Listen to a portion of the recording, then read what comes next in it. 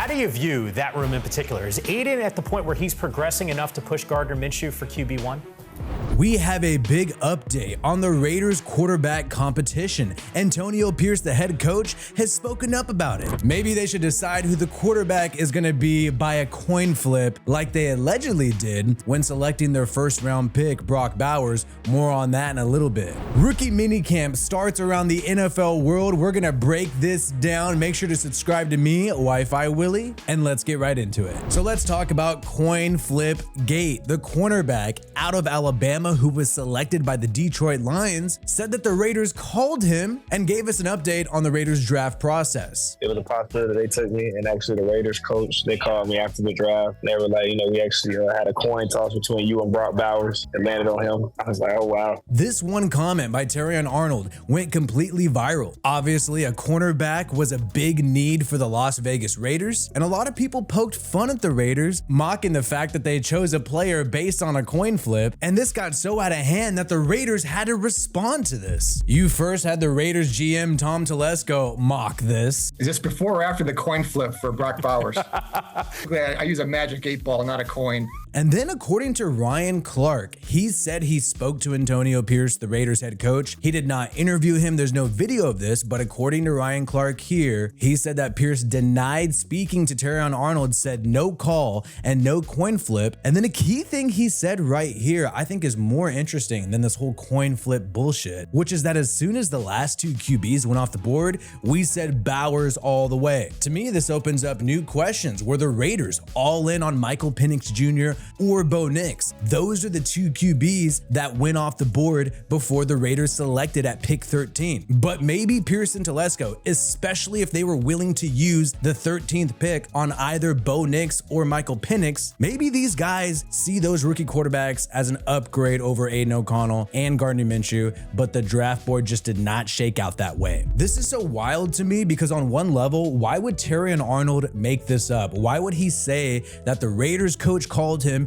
and said it came down to a coin flip? What does he have to gain from saying this? But at the same time, why would a seasoned GM like Tom Telesco bring things down to a coin flip? Obviously, the Raiders have been doing pre-draft prep for several weeks, even months before the NFL draft. Clearly, they have had their mind made up. They have weighed the pros and cons of multiple scenarios, and they already know who they're going to pick on the night of the draft based on how the board falls. Antonio Pierce was asked about this not only from Ryan Clark, which seems like a private conversation, but he was asked about this publicly at the press conference at the start of rookie minicamp, and he didn't say much. The Terrion Arnold thing about the coin flip, what was your reaction to hearing that story? And was that only talk about Raiders?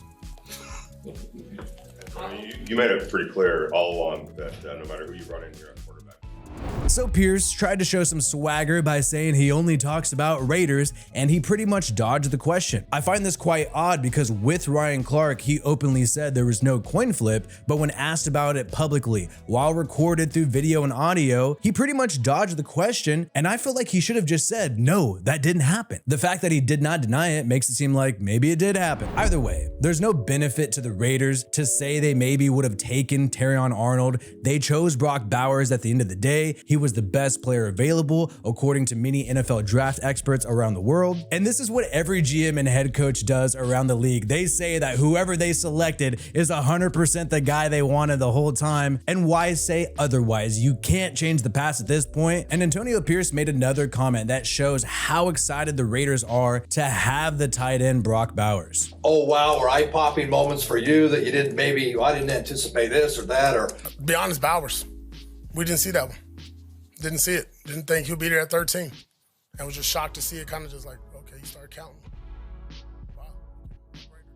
Terrion Arnold obviously feels a need for the Raiders at the cornerback position, but it seems like Brock Bowers was a talent that they did not anticipate falling to pick 13, so they had to grab the guy, even though they already have tight end Michael Mayer. Ultimately, the Raiders did not want to be the team that passed on Brock Bowers. You don't want to have that look. And when you're looking at the top wide receiver tight end duos in the NFL, even looking at the AFC West with the Chiefs, the Raiders clearly, with Devontae Adams and Brock Bowers, are much better than some of these powerhouse offenses around the NFL. This is a tandem that you cannot risk passing up on Davante Adams and Brock Bowers. The Raiders have pretty much been openly saying, due to the fact that they have Brock Bowers and Michael Mayer, that they are going to run 12 personnel. 12 personnel being when you have 2 tight ends and a running back and 2 wide receivers. When you take a look at some of the numbers of 12 personnel around the NFL, you don't have too many numbers in 2023 out there right now, but in 2022, teams that ran 12 personnel the most,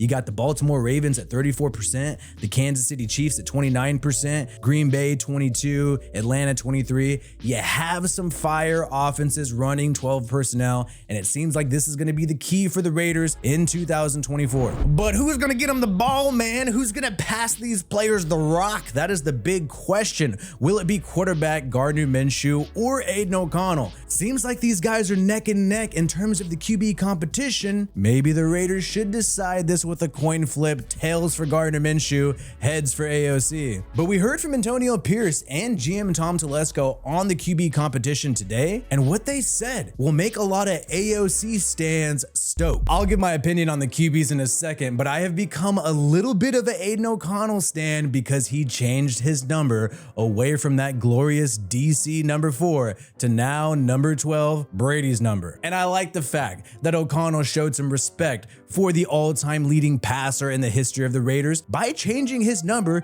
since he did not originally choose his number 4. It was given to him by that son of a bitch genius Josh McDaniels. However, number 4 still haunts the Las Vegas Raiders. You got Guyton, the wide receiver who's recently signed, rocking number 4. Remember, a few months ago, the 2 QBs who had previously rocked number 4 saw each other at a volleyball matchup and were hugging, talking, hanging out, having a good time, and it seems like Aiden O'Connell is showing respect to this guy, and this guy respects him. So this is making Wi-Fi Willie a little bit of an AOC stan right here, right now. But the only thing that matters is if GM Tom Telesco is an AOC stan or if Antonio Pierce is an AOC stan. However, GM Tom Telesco seems quite optimistic about Aiden O'Connell being able to be the starting quarterback. Point where he's progressing enough to push Gardner Minshew for QB1? Yeah, absolutely. And that's the plan is, we have both those guys really compete through the offseason program, but more so in training camp last year in a really difficult situation where, the head coach changed, the coordinator changed. Gardner played well last year with the Colts. I mean, he was in the Pro Bowl, so obviously he had a pretty good year, and he's always performed at a high level when he's given that opportunity. So to have both those guys here. Obviously time will tell, but you figured because Gardner Minshew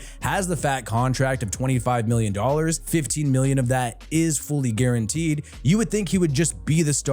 But GM Tom Telesco left it open for Aiden O'Connell to take the number 1 role. By the way, when you're looking at Gardner Minshew's contract, this contract by the Raiders is the most he's ever been paid in his entire career. You got a $12.5 million average salary. Prior to that, he had a $3.5 million contract with the Colts, and then just his rookie deal with the Jags, which was $2.7 million over 4 years. But Antonio Pierce does not seem to care about the contract, just the result and the competition, and what he said today at the rookie mini camp will make Aiden O'Connell stands very delighted. Aiden is already kind of taking the bull by the horn, and he's leading the way, and Minshew's right there doing as well. 2 guys has played, and you saw them play against each other last year, and they went neck to neck. But I'm really excited to see what happens. I think it's going to be a process. We're going to stick to the process. But as I said before, Aiden's earned the right to go out there and get the first snap. So Aiden O'Connell will take the first team reps. That's what's going to happen. It is his job to lose, despite the fact that Gardner Minshew is getting paid more money. Because Aiden O'Connell was on the team last year, did a decent job taking care of the football towards the end of the year, he gets seniority. And personally, I think it's going to be difficult for the Raiders to decide who is going to be QB1. I think you're really only going to be able to tell who's better by live in-game reps or the scrimmage practices against other teams. And in my opinion, the debate between both of these guys is, one, you have Gardner Minshew, who is more likely to make plays, more of a playmaker, able to improvise. However, that gets him into trouble, and you've seen Gardner Minshew have a lot of turnovers over his career, even last year with some fumble issues. On the flip side, Aiden O'Connell, he is pretty safe with the football and did not have many turnovers at all last year, but you rarely see him individually make substantial plays that uplift the guy guys around him. So in my opinion, it comes down to, do you want to be aggressive with Gardner Minshew, but maybe make some mistakes there, or do you want to be safe and conservative with Aiden O'Connell, and you might have a game like against the Minnesota Vikings where you lose 0-3. Not much is happening, including turnovers. But as of now, it is Aiden O'Connell's job to lose. We'll see if he hangs on to this throughout training camp that begins in late July. Let me know who you think should be the starting quarterback in the comments below. My name is Wi-Fi Willie. Peace out, and I hope you have a good one.